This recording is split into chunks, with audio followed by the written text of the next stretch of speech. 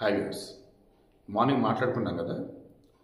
ఢిల్లీలో ప్లాట్ఫామ్ మీద ప్రయాణికులు తొక్కిస్తున్నట్టు రీజన్ ఏం చెప్పారు తెలుసా? విచారణలో ప్రయాణికులట క్రౌడ్ ఎక్కువైందట. ఎస్కలేటర్ పై నుంచి దిగుతున్న మూమెంట్లో ఎక్కుతున్న మూమెంట్లో అంట అనుకోకుండా ఒక మనిషి కింద పడ్డాడట. ఆ దొర్లుకుంటా పడుతున్న మూమెంట్లో ఇక వాళ్ళకి వీళ్ళకి తగిలాడు. వాలీలు పడ్డారు. ఇక మొత్తం ఒకరి మీద పడిపోయారు. అలా తొక్కిసలాట జరిగిందట. ఇందాక ఎవరో కామెంట్ పెట్టారు, పీస్ఫుల్ కమ్యూనిటీ. మరి అతని ఉద్దేశం నాన్ హిందూ అన్నట్టు ఆ కమ్యూనిటీ వాళ్ళు ఉండి అక్కడ వాళ్ళు తోసేశారని చెప్పేసి వాళ్ళ కామెంట్లు చెప్తున్నాం కదా.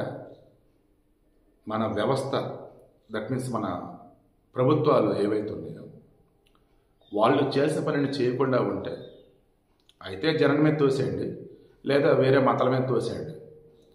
రైల్వే పోలీసులు ఏమయ్యారు? అక్కడ గంటకి 1500 టికెట్లు ఎలా ఇచ్చారు? అండ్ ప్లాట్ఫామ్ నిండా కిక్కిరిసిపోయి ప్రయాణికులు ఉంటే మీరు ఏ ప్లాట్ఫామ్ మీదకి ఏ ట్రైన్ వచ్చిందని ముందు చెప్పి చివరి మూమెంట్లో వేరే ప్లాట్ఫామ్ మీద ట్రైన్ వస్తుంది అసలు ఎలా చెప్పారు? అడ్డదిడ్డంగా అస్తవ్యస్తంగా చేసింది మొత్తం రైల్వే వాళ్ళు. అండ్ అంత భారీగా క్రౌడ్ వచ్చిందని తెలియగానే పోలీస్ డిపార్ట్మెంట్ వాళ్ళు, రైల్వే వాళ్ళు, ఇంకా ఎగ్జిస్టింగ్ వేరే డిపార్ట్మెంట్స్ అన్ని సమన్వయం చేసుకోవాలి.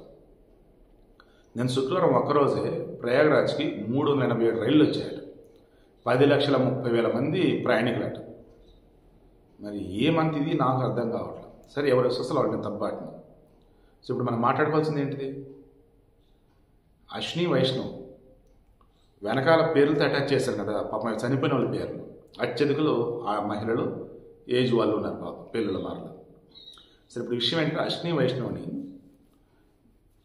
1950s లాల్ బహదూర్ శాస్త్రి రైల్వే శాఖ మంత్రిగా ఉన్నప్పుడు మార్నింగ్ కూడా చెప్పారు కదా, అలియలూర ప్రాంతం తమిళనాడులో రైలు ప్రమాదం జరిగింది కదా. నేను బాధ్యత తీసుకుంటా, నేను రైల్వే శాఖ మంత్రిని, తప్పిదం జరిగిపోయింది, నా డిపార్ట్మెంట్ రాజీనామా చేశాడు. ప్రధాని నెహ్రూ ఆమోదించాడు. ఈ అశ్విని వైష్ణవ్ రైల్వే శాఖ మంత్రి అయిన తర్వాత ఎన్ని రైలు ప్రమాదాలు రా నాయన, లెక్కకు మించి రైల్వే ప్రమాదాలు.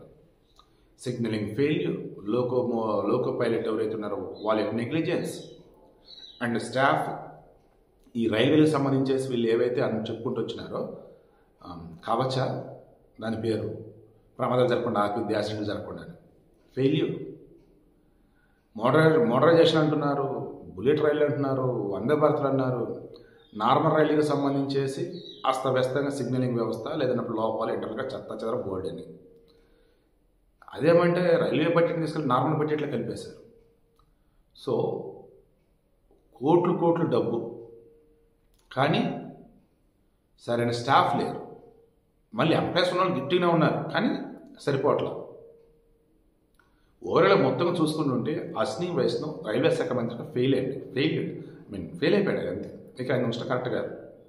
అందుకే రిజర్వ్ రైల్వే మినిస్టర్ అని చెప్పేసి #తో ట్విట్టర్లో మొత్తం ట్రెండ్ అవుతుంది, సోషల్ మీడియా మొత్తం. అది ఈ వీడియో నేను చెప్పిన 2 అంశాలు. అశ్విని వైష్ణవ్ రైల్వే శాఖ మంత్రిగా ఎలా ఫెయిల్ అయ్యాడు, నైతిక బాధ్యత తీసుకోకుండా రిజైన్ చేయకుండా ఎందుకు అంటున్నాడు. సరే, 1-2 వదిలేద్దాం. ఎన్ని జరిగినా ఒకసారి మీరే క్రాస్ చెక్ చేసుకోవాలి. లాల్ బహదూర్ శాస్త్రి కాలిగొడికి వీళ్ళు సరిపోరు, కానీ కొంచెం అన్నా ఆయన ఫాలో అవ్వాలి కదా. ఇన్ని జరిగే కూడా ఇంకా ఉండాలని, కానీ ఉంటారా అంతే. అండ్ ఇన్సిడెంట్ ఎలా జరిగింది ఏంటంటే క్రౌడ్ ఎక్కువ ఉంది. ఆ ఎక్సలేటర్ ఆ మెట్లు ఎక్కుతున్న దగ్గర వచ్చేసి ఒక అతను పడిపోయాడు. దాంతో ఒకరి మీద ఒకరు పడిపోయి తొక్కిసలాట జరిగింది. ఈ విచారణ కమిటీలకి పెద్ద దండం, నిజంగా చాలా పెద్ద దండం.